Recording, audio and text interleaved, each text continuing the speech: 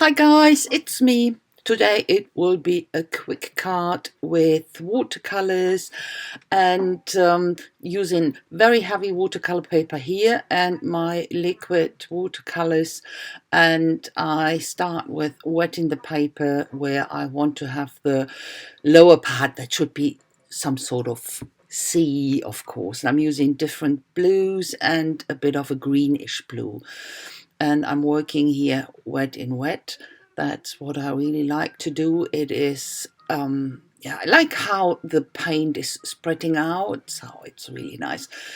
Hallo ihr Lieben, ich werde euch heute eine Karte zeigen, die ich mache hier mit Aquarellfarben, und zwar benutze ich hier schweres Aquarellpapier und im unteren Bereich hier habe ich erstmal Wasser aufgegeben und arbeite dann die Aquarellfarben ein. Das sind flüssige Aquarellfarben, die ich hier benutze, und bringe die hier auf dem Wasser, und ich mag einfach, wie es sich ausbreitet. Das finde ich sehr, sehr schön, eben zufällig und ja, aber letztendlich nicht zu kontrolliert. Zu guter Letzt sprühe ich noch ein bisschen Wasser, nachdem es ein bisschen trocken ist, drüber, und das gibt nochmal eine schöne Struktur. You know, here at the end I sprayed some water on top after it dried a bit and put some drops on as well, because I really like the structure you get, or not structure, the texture you get when it's dry. So I start to stamp now, and this is a Lighthouse stamp, and I'm using Distress Oxides, and I use 2 different colors. Yeah, it's a bit difficult here, but it's worth it to do that. It's always nice. Of course, I contaminated one of my pads here, but it's easy to clean, so it's not a problem. Now I spray a tiny bit of water on that. It's more a mist I'm spraying over the stamp. Ich habe jetzt hier mit dem Stempel gearbeitet. Das ist ein Leuchtturmstempel, und habe mit 2 verschiedenen Distress Oxide Farben gearbeitet. Wenn du dir das ein bisschen verschmutzt mit einer anderen Farbe, dann einfach sauber machen. Das geht ganz einfach. So, zum Schluss habe ich dann so ein bisschen so ein Wassernebel drüber gesprüht. Einfach um das auch noch ein bisschen besser zu aktivieren, um es ein bisschen mehr Wasser- oder aquarellfarbig aussehen zu lassen. Jetzt habe ich das natürlich hier unten sehr, sehr markant im Wasser, was ich ja eigentlich nicht will. Das lässt sich aber so nicht vermeiden. Das wollte ich eigentlich ein bisschen mehr verwaschen haben, aber das verstecke ich jetzt einfach unter einem Stempel, den ich jetzt noch drüber gebe, und zwar sieht das dann aus wie ein bisschen Felsen, wo der Leuchtturm halt drauf steht. You know, of course you can see now the end of the lighthouse, and that's what I didn't want, and to hide that I use this stamp here and let it look like a bit of rocks where the lighthouse is standing on. So, but it's this way you can hide the end of the lighthouse. So I'm going in now with some vintage photo, just to get a bit of more color into, to have it a solid and very lightly, but that's all. Ich habe dann jetzt hier noch mit dem Distress Oxide Vintage Foto gearbeitet, einfach um die andere Seite auch noch ein bisschen farbig auszumalen. Und werde jetzt mit dem Himmel anfangen, dem sogenannten Himmel. Da habe ich mir jetzt ein Blau genommen, das ich sehr mit Wasser verdünne, damit es ein bisschen heller wird, weil ich fange mit den helleren Hintergrund an und werde dann ein bisschen dunkler. Hier habe ich jetzt nicht wie unten mit viel Wasser gearbeitet, sondern einfach nur ein bisschen drüber gesprüht, und werde jetzt mit dem Küchenpapier drüber gehen und ein wenig hier und da abtupfen. Das sieht dann sieht mehr nach Himmel aus, nach Wolken. Das ist immer ein ganz guter Trick. You know, I started here with a lighter blue, but to have it even lighter, I put a lot of water in.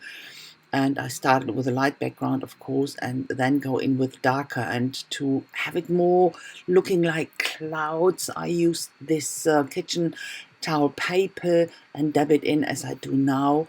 To have it more looking like clouds.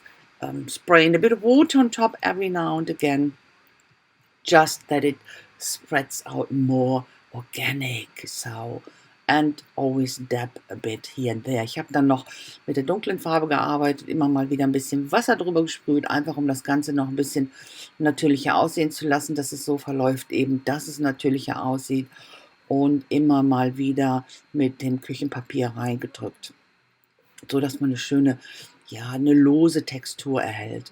So, für die Linien habe ich jetzt noch ein paar Sketchy-Linien genommen für den Leuchtturm und habe jetzt mal vorgeschrieben, weil ich natürlich ja, so einen Anhaltspunkt brauche und meine Schrift ist einfach nicht so schön. Ja. Und dass eben die Windsbraut schläft in mir, das brauche ich euch nicht erklären in Deutsch. You know, I put some sketchy lines around the lighthouse, and now I wrote and I started with the pencil just because I'm not sure my handwriting is not the best, so, and go over it. It's a German sentence and it says, die Windsbraut schläft in mir. Windsbraut is also the, yeah, Windsbraut. It's called, you could translate it as in the bride of the wind. Yeah, it is a poetic name of a very heavy wind. It's not a storm, but it's very, very heavy, the wind. So, and we call it Windsbraut. That means bride of the wind. So I quite like this word, and it's sleeping in me. And yeah, don't wake it up. You could regret it. But no, of course, it's more, I want to talk about this desire I have about the sea. You know, I'm very, very keen on the sea, and I don't know where it comes from, but yeah, and that's what I wanted to say with it. So I'm putting the card together now. Ich habe diesen Spruch, habe ich mir überlegt, weil die Windsbraut schläft in mir, ist einfach auch zu erklären, warum, ich weiß nicht warum, aber dass ich eben so diese Sehnsucht nach dem Meer habe, dass ich das Meer unglaublich liebe, weil ich bin da ja nicht aufgewachsen und habe so auch keine Verbindung dazu, aber ja, ich liebe das Meer einfach. Und es hat jetzt gar nichts damit zu tun, schwimmen zu gehen oder so. Es ist einfach die Atmosphäre und der Wind. Und das ist mir auch egal, ob das Wetter schön oder schlecht ist. Ich liebe das Meer in allen Lagen und in allen Situationen. So. Und das war's jetzt schon, Leute. So, this is the close-up coming, guys. And yeah, just saying thanks a lot for watching. If you like it, please leave me a thumbs up, and a comment would be very much appreciated. And I hope I will see you soon with my next video. Until then, I wish you a fantastic day or a fantastic time. But the most important thing, stay creative, guys. Bye-bye. Ihr Lieben, ich danke euch ganz herzlich fürs Schauen. Ich hoffe, es hat euch gefallen. Wenn dem so ist, dann lasst mir doch einen Daumen hoch da. Und einen Kommentar würde ich mich riesig drüber freuen. Und ich hoffe, ich sehe euch ganz bald wieder mit meinem nächsten Video. Bis dahin wünsche ich euch eine wunderschöne Zeit. Lasst es euch gut gehen, aber vergesst nicht, bleibt kreativ. Also lasst es euch gut gehen. Bis dann. Ciao.